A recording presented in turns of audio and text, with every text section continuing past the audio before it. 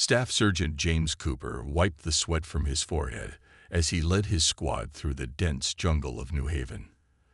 The three moons cast strange shadows through the purple-leaf trees, making the routine patrol anything but ordinary.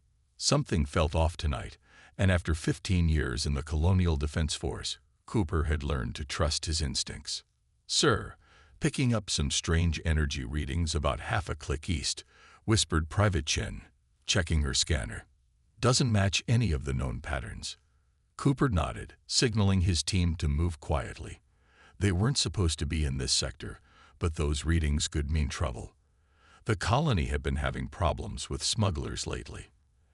As they moved closer, Cooper spotted an unusual shimmer in the air, a poorly concealed cloaking field. Amateur work, but dangerous nonetheless. He held up his fist, and his four-person team stopped immediately. "Jenkins, Rodriguez, circle left. Chen, with me," he whispered into his comm. The team split smoothly, moving through the underbrush like shadows. The cloaking field covered what looked like a makeshift landing pad. Cooper's enhanced vision picked up the outline of a medium-sized cargo ship, its engine still cooling from a recent landing. But what caught his attention were the containers, standard shipping crates modified with crew air holes. "Control, this is Sierra 7.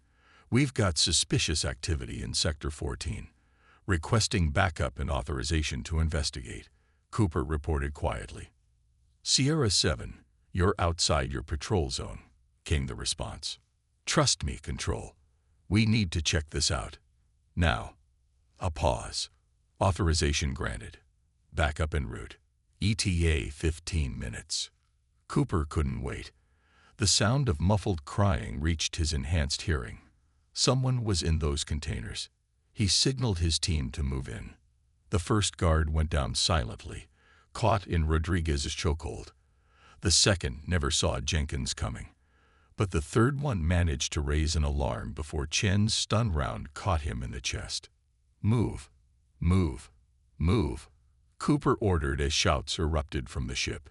His team breached the landing zone, taking cover behind the containers. The firefight was brief but intense. The smugglers weren't expecting military-grade weapons and training. Within minutes, Cooper's team had the situation under control, just as backup arrived. But it was what they found in the containers that made Cooper's blood boil. Aliens, at least 20 of them, from various species, chained and sedated.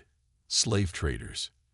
As his team secured the area, Cooper heard something, not with his ears, but in his mind. A weak, desperate plea for help. He followed the sensation to the last container. Inside, huddled in the corner, was a sight he'd never forget. A young Silurian female, her naturally bioluminescent skin barely glowing, a sign of severe distress in her species.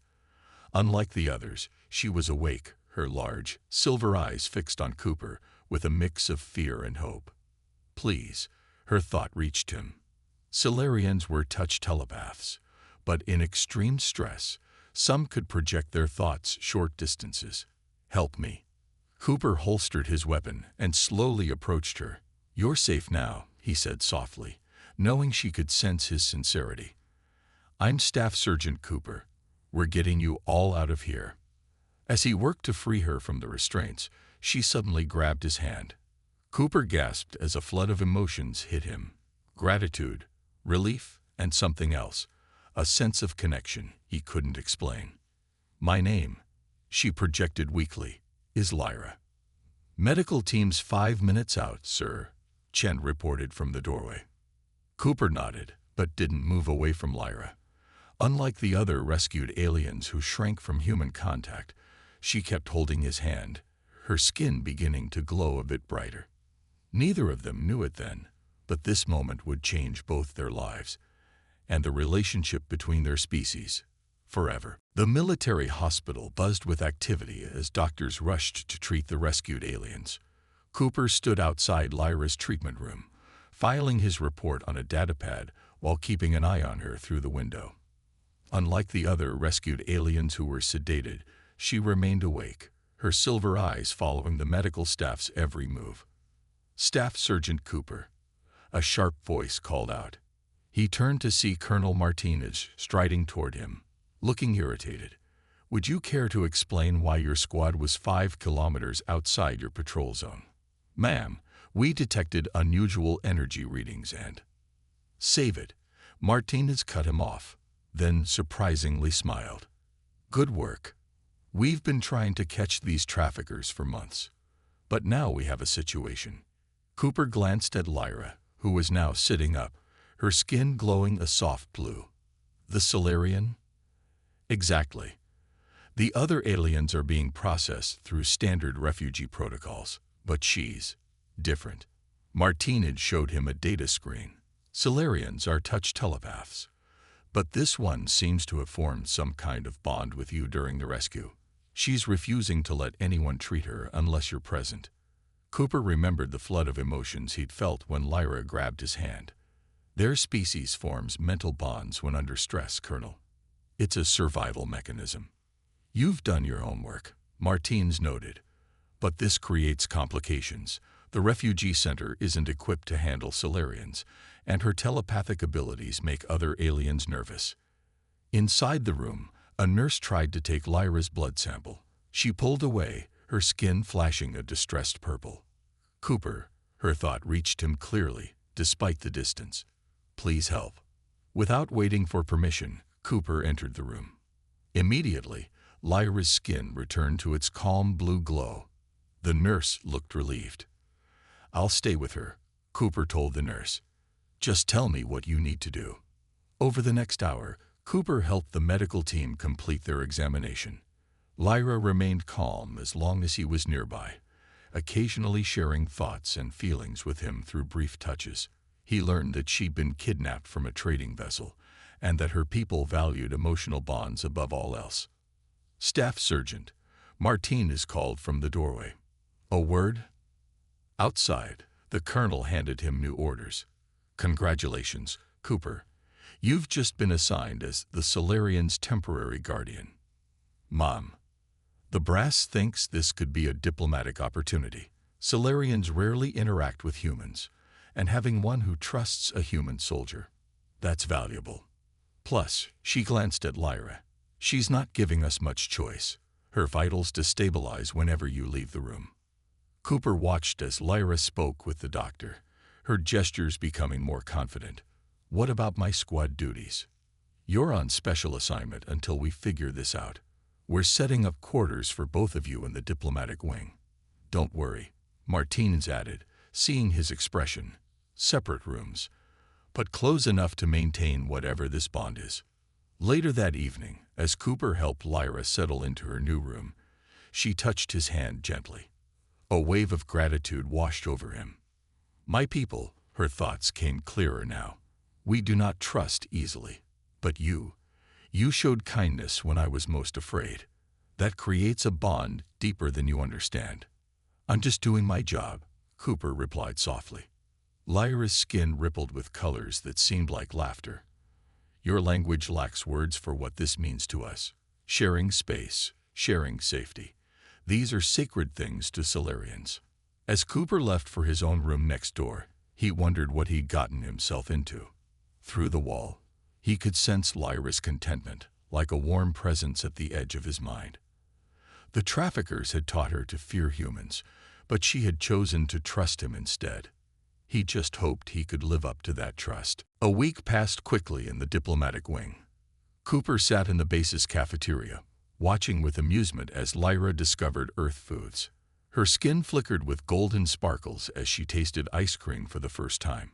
This is amazing, she projected, her thoughts now crystal clear to Cooper after days of constant contact. We have nothing like this on my world. Cooper smiled, but his attention was divided. He'd noticed the stares from other soldiers, some curious, some hostile. Despite the base command's support, not everyone was happy about having a Solarian around. Looks like someone's getting cozy with the alien. A harsh voice called out.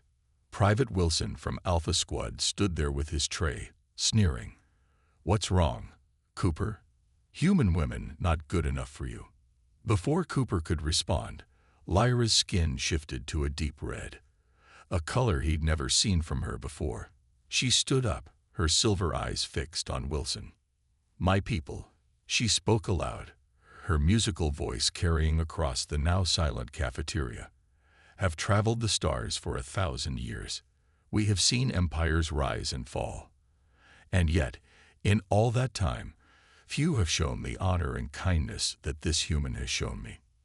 Wilson took a step back, clearly not expecting such a response. Other soldiers watched with interest. "That's enough, Private," came Colonel Martinez's voice as she approached their table. "Unless you'd like to spend the next month cleaning the landing pads with a toothbrush." Wilson retreated quickly. Martinez sat down with them, her expression serious. "We've got updates," she said quietly. "The traffickers you caught. They're part of something bigger. And they're asking about her specifically." She nodded toward Lyra. Cooper felt Lyra's fear through their bond before her skin could even change color. He instinctively moved closer to her. "Why?" he asked. "Apparently, Lyra here is special, even among Solarians. Her telepathic abilities are unusually strong, and she can project her thoughts without physical contact. That makes her valuable to certain people." Lyra touched Cooper's hand, sharing a memory. He saw through her eyes. Other Solarians, their skin glowing with muted colors, keeping their distance from her even as a child. She had always been different. "There's more," Martinez continued. "We've received a transmission from the Solarian government. They're sending a representative. They want to know why one of their people has formed such a strong bond with a human soldier." Cooper felt a spike of anxiety from Lyra. "Is that bad?" "Unknown," Martinez replied. "But until they arrive, we're moving both of you to more secure quarters. And Cooper, you're authorized to carry your sidearm at all times, even off-duty." That evening, in their new quarters deeper within the base, Lyra paced nervously. Her skin shifted between worried purple and anxious green. "My people," she projected to Cooper, "they do not understand. They believe bonds should only be formed with our own kind. But when you saved me," she stopped pacing, looking at him intently. "I saw your soul, Cooper. In that moment of rescue, when you showed kindness without expecting anything in return, I saw something beautiful." Cooper sat down, processing her words. "Lyra, I'm just a soldier. I did what anyone would do." Her skin rippled with that color that meant laughter. "No, you did what only you would do. Others would have waited for orders. Others would have kept their distance. You reached out to help, even knowing I could read your emotions." She sat beside him, her glow softening to a gentle blue. "My people may not understand, but they cannot break a bond once it is formed. And I—" She hesitated, then continued, "I do not wish them to." Cooper looked at her, seeing not an alien, but a person. Someone who trusted him completely. Whatever was coming, he knew he would protect her, orders or not. Outside their window, New Haven's 3 moons rose, casting multiple shadows across the base, while somewhere in the darkness, enemies plotted, and a Solarian ship approached, carrying either help or complications, possibly both. The Solarian diplomatic ship landed at dawn, its pearlescent hull gleaming under New Haven's rising sun. Cooper stood at attention beside Colonel Martinez, while Lyra waited nervously between them. Her skin shifted between diplomatic white and anxious purple. Ambassador Veller strode down the ship's ramp, his tall figure wrapped in flowing robes that seemed to catch impossible colors.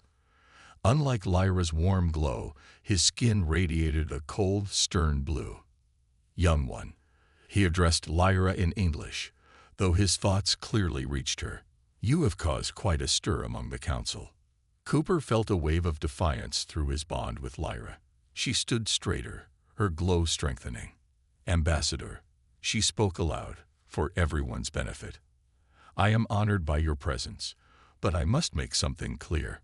She moved closer to Cooper. "I request formal recognition of my bond with this human." The ambassador's skin flashed with shock. Bright yellow sparks that quickly faded to controlled blue. "You cannot be serious. Share quarters with a human. It's unprecedented."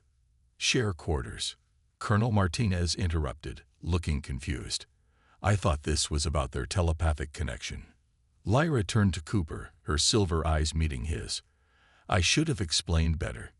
Among my people, sharing living space is our most sacred bond. It means becoming family, sharing souls. She touched his hand, sending him images of Silurian families, their shared living spaces glowing with combined light patterns of all members. When I say I want to share your quarters, she continued, I'm asking to become family. In human terms, perhaps closest to adoption. Cooper blinked in surprise. All this time, he'd thought their bond was just a result of the rescue. But this was something deeper. The ambassador's skin now showed patches of red. This is absurd. Humans cannot possibly understand our ways. Their minds are too. He paused, searching for a diplomatic word. Simple. With respect, Ambassador, Cooper spoke up, surprising everyone. I may not understand everything about Silurian culture, but I understand loyalty, family, and trust. Lyra trusts me, and I trust her. Trust. The ambassador's laugh came as flickering lights across his skin. Do you even know what she is? Why those traffickers wanted her specifically? Lyra's skin paled to almost white. Cooper felt her fear spike through their bond. She is one in a million, the ambassador continued. Her telepathic abilities are far beyond normal. She can forge bonds that would let her read entire crews, control communications, even influence minds with enough practice. She is a potential security risk to both our peoples. No, Cooper said firmly. She's someone who needed help, and now she's someone I care about. Everything else is just details. Colonel Martinez cleared her throat. Ambassador, if I may. We've had Lyra here for weeks. In that time, she's helped us understand 3 other alien species better, prevented 2 diplomatic incidents, and shown nothing but dedication to improving human-Silurian relations. If anything, her bond with Staff Sergeant Cooper has proven beneficial to both our peoples. The ambassador's skin swirled with thoughtful patterns of green and blue. He studied Cooper intently. You truly do not fear what she could do, the power she could hold over you. Cooper looked at Lyra, who was now glowing with a soft rose color he'd never seen before. Through their bond, he felt her affection, her gratitude, and her fierce protectiveness of him. The only thing I fear, Cooper replied, is failing someone who trusts me. The ambassador was quiet for a long moment, his skin shifting through various colors as he thought. Finally, he spoke. Perhaps there is something here we had not considered. The council will need to discuss this. He turned to Lyra. You understand this request of yours will require extensive review. Lyra's skin brightened with hope. I understand, Ambassador, but my choice is made. As the diplomatic party moved inside for formal discussions, Cooper felt Lyra's hand slip into his. Her thought reached him, warm and certain. Thank you for understanding, even before I could explain. Cooper squeezed her hand gently. Sometimes, he realized, family found you in the most unexpected ways. The attack came at midnight. Cooper woke to the sound of breaking glass and Lyra's mental scream of terror.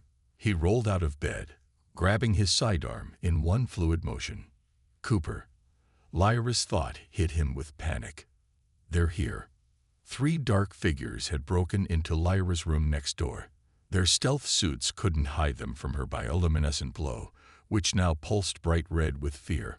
One intruder held a neural suppressor, a device specifically designed to incapacitate telepathic species. Cooper didn't hesitate. He burst through the connecting door, firing 2 quick stun shots. One attacker went down, but the others were ready. Energy bolts scorched the wall behind him as he dove for cover. Base security. This is Staff Sergeant Cooper. Intruders in diplomatic quarters, Section D. They're after the Silurian. Lyra pressed herself against the far wall, her skin flickering between fear red and anger orange. One attacker lunged for her with the suppressor. Instead of cowering, she reached out mentally, her silver eyes blazing. The attacker screamed, dropping the suppressor and clutching his head. Cooper had never seen Lyra use her abilities offensively before. The man stumbled backward, his stealth suit malfunctioning from his erratic movements. "Don't move," Cooper shouted, training his weapon on the last standing intruder. But the man pulled something from his belt. A sonic grenade. No, Lyra's warning came too late. The grenade activated with a high-pitched whine that brought Cooper to his knees. To Solarian ears, it must have been excruciating. Lyra collapsed, her glow dimming dangerously. Through their bond, Cooper felt her pain. But he also felt something else, her trust in him, absolute and unwavering.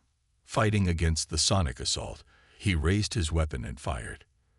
The last attacker fell just as base security burst in, followed closely by Ambassador Vaylor. The Solarian diplomat's skin flashed with shock at the scene before him. "Get a medic," Cooper shouted, crawling to Lyra's side. Her glow was faint, but steady. Through their bond, he felt her consciousness, weak but fighting. Hours later, in the base's medical wing, Cooper sat beside Lyra's bed while Colonel Martinez debriefed them. The ambassador stood nearby, his skin showing concerned patterns of deep green. "The attackers were hired by the same syndicate we caught before," Martinez explained. "High-end mercenaries. They had inside help. That's how they got past our perimeter." "Private Wilson," Cooper guessed. Martinez nodded. "He's in custody. Apparently, the syndicate offered him enough credits to retire on. They really wanted Lyra.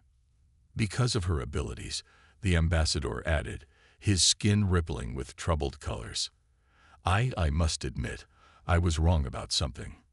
He moved closer to Lyra's bed. "Young one, when you used your gift to defend yourself and your human, you showed remarkable control. Most Solarians with your level of power would have killed that attacker instantly."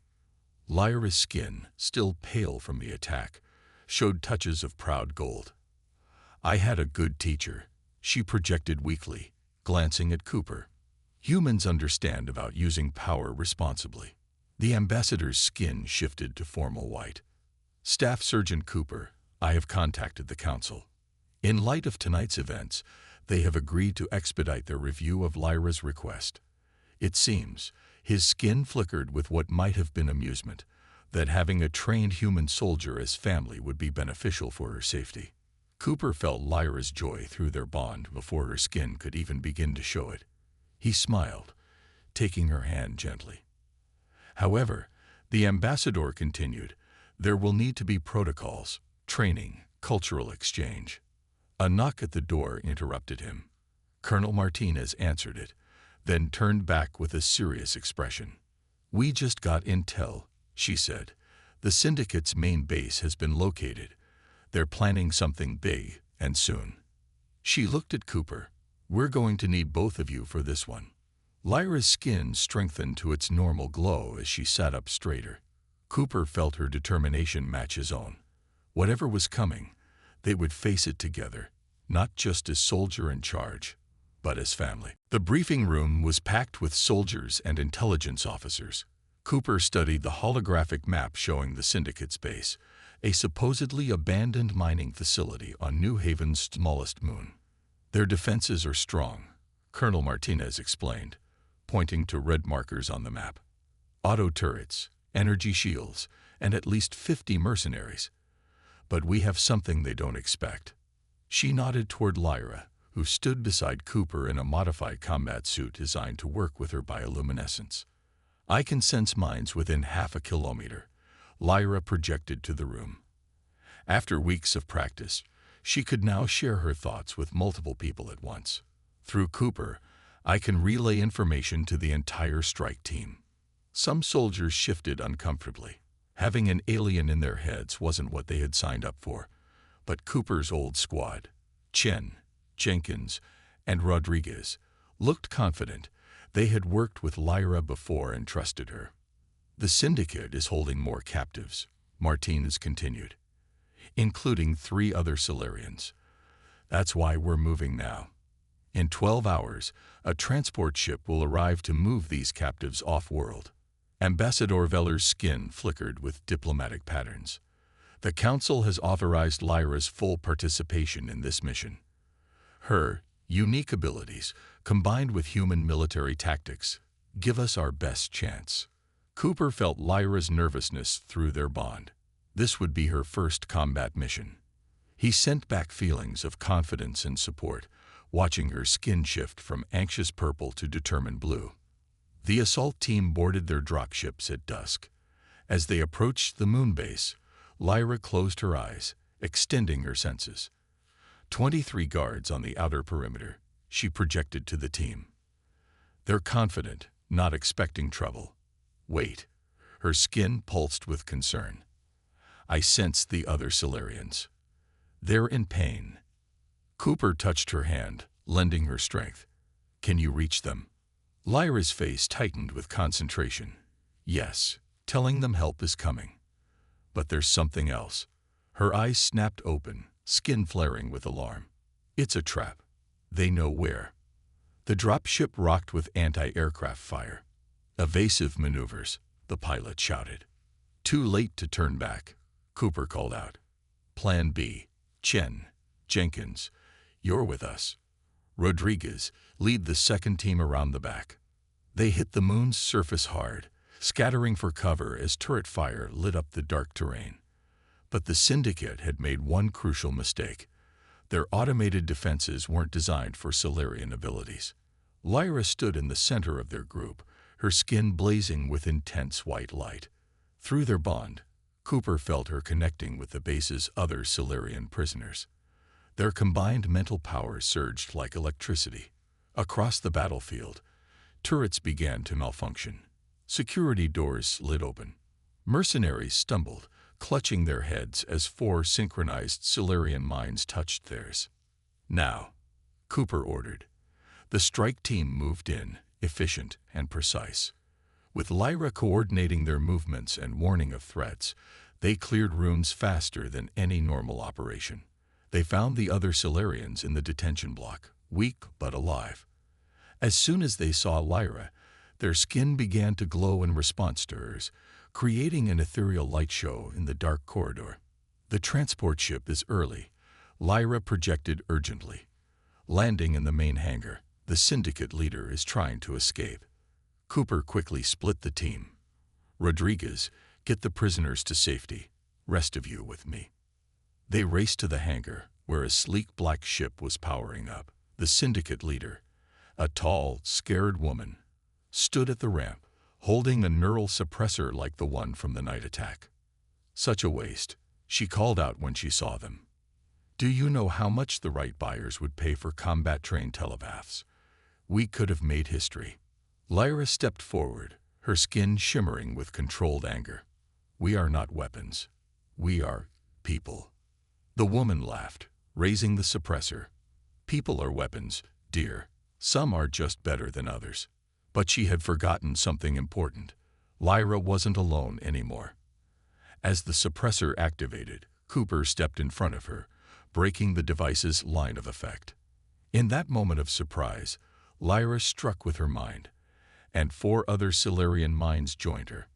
The Syndicate leader never had a chance. The aftermath of the Syndicate raid brought unexpected challenges. Cooper stood in the base's main conference room, watching as officials from both Earth and Solaria argued about the future of their people's relationship. Lyra sat beside him, her skin showing swirls of worried green and hopeful gold. The combined operation was a success, Colonel Martinez reported, standing before the gathered officials. We've dismantled the largest slave trading operation in the sector, rescued dozens of captives, and proved that humans and Solarians can work together effectively. Ambassador Veller nodded, his skin glowing with diplomatic patterns. The Council is impressed, particularly with how Lyra and Staff Sergeant Cooper coordinated their abilities. It opens up possibilities we had not considered before. Which brings us to the matter at hand, a stern-faced Earth official said. The Solarians' request to formally bond with a human soldier. It's unprecedented. I have a name. Lyra spoke up, her voice clear and strong. Her skin pulsed with determined blue light. I am Lyra, and I choose Cooper as my family. My abilities are part of who I am, but they do not define me. Through their bond, Cooper felt her conviction. He also felt something else. Fear of rejection, of being seen as just a valuable telepathic asset rather than a person. The military has concerns, another official added. A soldier with a permanent telepathic link to an alien. The security implications have already been proven beneficial, Cooper interrupted. With all due respect, Lyra just helped us take down an entire criminal organization. She put herself at risk to protect both our peoples. Ambassador Veller's skin flickered with thoughtful patterns. There is precedent, though not recent. In our ancient histories, there were cases of Silurians bonding with other species. It was rare, but not forbidden. The room erupted in heated discussion. Cooper felt Lyra's anxiety rising through their bond. He placed his hand over hers, and her skin immediately showed touches of calm purple. Perhaps, Colonel Martinez cut through the arguing. We're looking at this wrong. Instead of seeing it as a security risk, we should see it as an opportunity. Lyra and Cooper have already proven they can bridge our cultural differences. They could help establish new protocols for human-Silurian cooperation. The Earth officials huddled together, whispering. Ambassador Veller's skin shifted through various colors as he communicated telepathically with his staff. Finally, the head Earth official spoke. We are willing to approve this arrangement with conditions. First, Staff Sergeant Cooper would need to undergo special training in Silurian culture and telepathic protocols. Agreed, Cooper said immediately. Second, the ambassador added, Lyra must continue developing her abilities under proper guidance. Her power, especially when linked with a human mind, must be properly understood. Lyra's skin brightened. I accept. Third, Colonel Martinez said, you'll both be assigned to a new unit, one focused on interspecies cooperation and crisis response. Your unique partnership could help prevent future conflicts. Cooper felt Lyra's joy through their bond before she could even show it in her colors. But there was something else she needed to say. There is one more thing, Lyra projected, addressing everyone. In my culture, family bonds are marked by a shared living space that reflects both souls. She turned to Cooper. Would you be willing to create such a space with me? Not just military quarters, but a true home. Cooper looked at her, this remarkable being who had gone from rescued captive to trusted partner, from stranger to family. Yes, he said simply. Through their bond, he sent all the feelings he couldn't put into words. Lyra's skin erupted in patterns of pure happiness, lighting up the room with colors humans had no names for. The officials quickly began discussing logistics, but Cooper barely heard them. He was too busy watching Lyra's joy dance across her skin, feeling her happiness echo through their bond. They had both found something they never expected, a family that transcended species, a bond that defied explanation, and a future neither of them could have imagined just weeks ago. But there was still one more challenge ahead of them, and it would test their new bond in ways neither could predict. 3 months after the syndicate raid, Cooper and Lyra stood before their new home on the outskirts of New Haven Colony. The house was unique, a blend of human and Silurian architecture. Its walls were made of special crystals that responded to Lyra's bioluminescence, while maintaining the practical comfort Cooper preferred. It's perfect, Lyra projected, her skin glowing with pure joy. The crystal walls shimmed in response, creating a beautiful light show. Cooper smiled, setting down the last box of their belongings. A lot had changed in 3 months. Their new unit, the Interspecies Crisis Response Team, had already handled 2 major situations. Having a human-Silurian pair leading missions had proven more successful than anyone expected. Cooper, Lyra's thought reached him with unusual seriousness. There's something I need to show you. She led him to the house's central room, the shared space that, in Silurian culture, represented the heart of a family. The crystal walls here were especially responsive, designed to reflect both their essences. I've been practicing something, she said aloud, her skin shifting to concentrated purple. "The other Solarians we rescued taught me more about our ancient abilities, about sharing not just thoughts, but memories." Cooper felt her nervousness through their bond. "What do you mean?" "Close your eyes," she requested, taking his hands.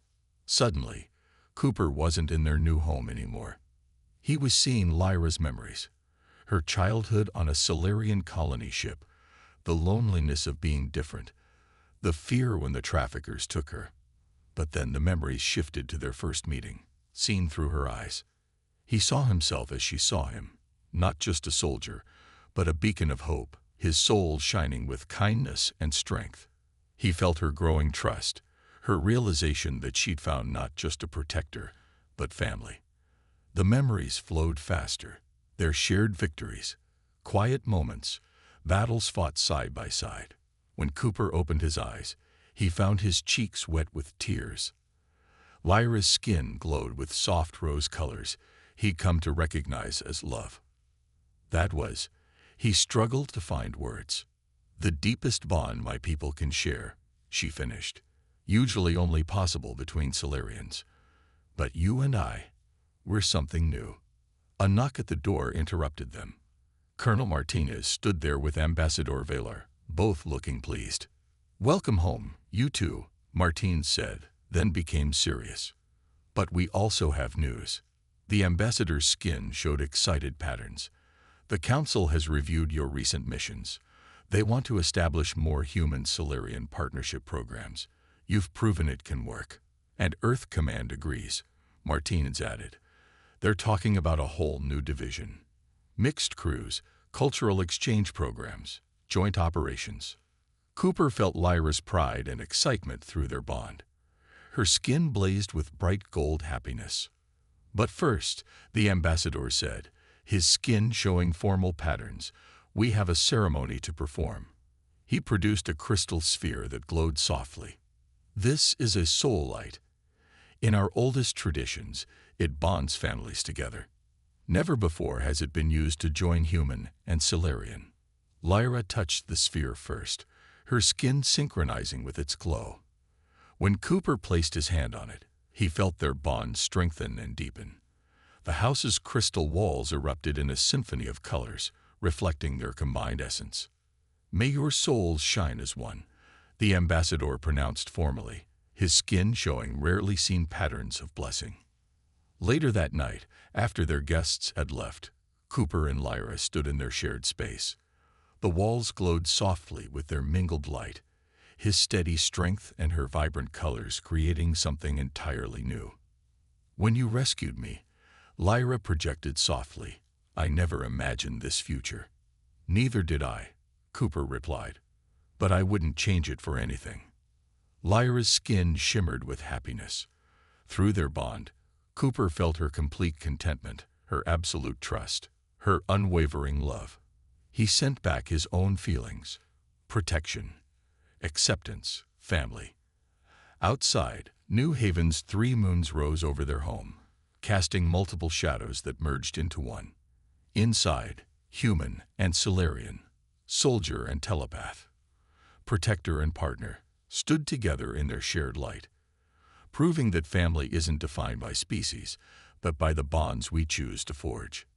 And their story, the first of its kind, would light the way for others to follow.